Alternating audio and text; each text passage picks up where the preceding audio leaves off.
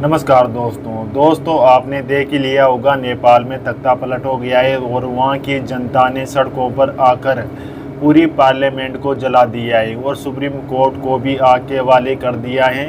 इन प्रदर्शनों की असली वजह वहाँ की सरकार ने शूट आउट साइट का ऑर्डर दिया था जनता के खिलाफ, क्योंकि जनता भड़की हुई थी। जो यूट्यूब, व्हाट्सएप, गूगल को नेपाल में बैन कर दिया गया था।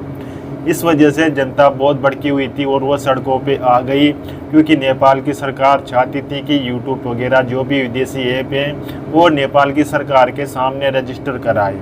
और नेपाल की सरकार ने उनको 7 दिन का अल्टीमेटम दिया, पर वो नहीं मानी।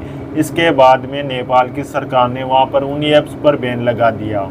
पर यहाँ पर चाइनीज़ ऐप को नेपाल की सरकार ने बिल्कुल इग्नोर कर दिया। और क्योंकि जो नेपाल में सरकार है वो चाइनीज़ प्रोपेगेंडा के अनुसार ही काम करती है, केपी शर्मा ओली। और अमेरिका की सरकार लोकतांत्रिक होती है और ये माओवादियों की सरकार अलग ही प्रकार से भारत के साथ भी बहुत ही बुरी तरीके से व्यवहार करती है। अभी लिपुलेख का जो मसला हुआ था उस पर भी फिर से कमेंट किया, क्योंकि ये नेपाल का हिस्सा है। दोस्तों ये बातें तो एक तरफ है, पर सबसे बड़ा मसला नेपाल और हमारे आस पड़ोस में अस्थिरता का माहौल। आप बांग्लादेश देख लो, म्यांमार देख लो, श्रीलंका में आपने देखा ये जनता सड़कों पे आ गई और संसद में कब्जा कर लिया था। तो और पाकिस्तान तो हमेशा से अस्थिर बनाए रहता है और सबसे बड़ा कारण है इंडिया को नुकसान पहुंचाने में उसका सबसे बड़ा हाथ होता है। वो जानबूझकर अस्थिर वाला देश बन चुका है पाकिस्तान। पर यहाँ पर मसला यह है कि नेपाल के साथ में हमारे सांस्कृतिक रिश्ते हैं, वो भी एक हिंदू राष्ट्र है। और अब वहाँ पर जब उनके ऊपर लोकतंत्र ज़बरदस्ती थोपा गया था 2008-9 में, तो यहाँ पर सबसे बड़ी समस्या यह है कि नेपाल की जनता क्या चाहती है। देखो, अधिकतर नेपाल की जनता का कहना है कि जो यहाँ के नेता हैं वो भ्रष्टाचार में लिप्त हैं और वह पहले की जो राशि और जो पहले की राजशाही चली आ रही थी वो ठीक थी, उसमें काफ़ी अच्छा रोजगार मिलता था, जनता खुश थी। पर इन भ्रष्ट नेताओं ने लोकतंत्र की आड़ में विदेशों में अपनी प्रॉपर्टियां बनाना शुरू कर दिया था। और यहाँ पर चाइना का प्रभाव भी है। वो बेल्ट एंड रोड के जरिए इंडिया को काउंटर करने के लिए नेपाल में अपना प्रभाव बढ़ाना चाहता है और अमेरिका भी चाइना को काउंटर करने के लिए नेपाल में आना चाहता है। बहुत सारे मीडिया रिपोर्टों के अनुसार कहा जा रहा है कि ये CIA का काम है नेपाल में तख्ता पलट कराने की कोशिश में। अब इंडिया का भी हो सकता है, पर इंडिया यहाँ पर साइलेंटली काम कर रहा है। इंडिया का इस पर कोई रेस्पॉन्स नहीं आया है, क्योंकि हमारा पड़ोस है, कहीं वो अपने ऊपर ही आरोप ने लगाए तो इंडिया ने यहाँ पर सब कुछ करा रहा है। तो इंडिया का देखो, नेपाल के 80 लाख लोग इंडिया में काम करते हैं और नेपाल की जनसंख्या 2 करोड़, 2.25 करोड़ के आसपास है।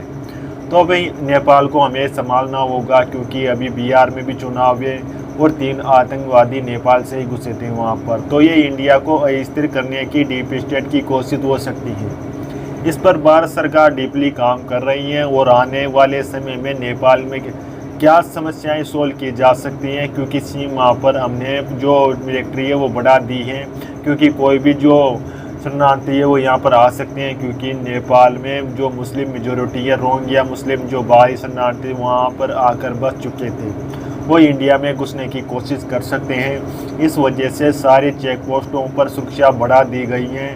क्या आपको लगता है कि इंडिया इससे प्रभावित होगा? बिल्कुल होगा, क्योंकि चाइना का जो पिट्ठू था केपी शर्मा ओली, वह देश छोड़कर भागने की फिराक में है। अभी वो इंडियन बॉर्डर पर एक्सचेंज कैंप में मौजूद है, क्योंकि नेपाल की सड़कों पर वहाँ के नेताओं को दौड़ा दौड़ा कर पीटा जा रहा है और जो वहाँ के डिप्टी मिनिस्टर थे उनकी पत्नी को तो आग के हवाले कर दिया गया है। अब देखना होगा क्या पाकिस्तान का इसमें बड़ा रोल है, क्योंकि पाकिस्तान का गढ़ कहा जाता है नेपाल का भारतीय सीमा के आसपास का जो इलाका है, वहाँ पर जो रोहिंग्या मुस्लिमों की जनसंख्या बहुत अच्छी खासी तादाद में है। और यूपी के सहारों भी जो यूपी के सटे इलाके, वहाँ पर मदरसाओं की तादाद बहुत अधिक थी। इस पर योगी सरकार ने एक्शन लेते हुए उन मदरसों को धमकीदोज किया। अब देखना होगा क्या नेपाल में भारतीय हित की सरकार आती है और वहाँ पर राजतंत्र ही अच्छा है, क्योंकि नेपाल की अधिकतर जनसंख्या चाहती है कि हम नेपाल को हिंदू राष्ट्र घोषित करेंगे।